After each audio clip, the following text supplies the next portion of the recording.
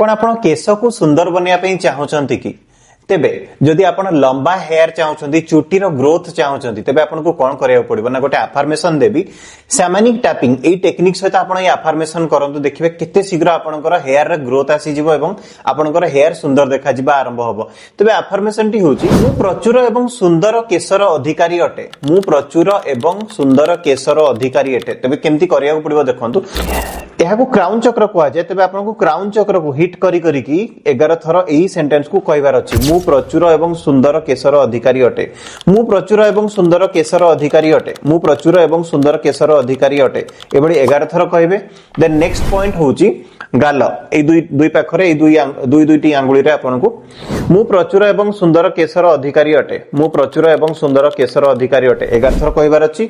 Next होची थोड़ी पाखरे आपनको हिट करिवार अछि मु प्रचुर एवं सुंदर केशर अधिकारी अटे मु प्रचुर एवं सुंदर केशर अधिकारी अटे एहाको मध्ये 11 थर कहबार अछि।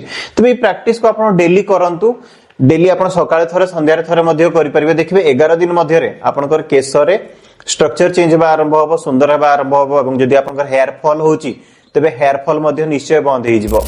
एही अफर्मेशन को आपण इंग्लिश रे मध्ये कहि परिबे I have healthy and abundant hair I have healthy and abundant hair.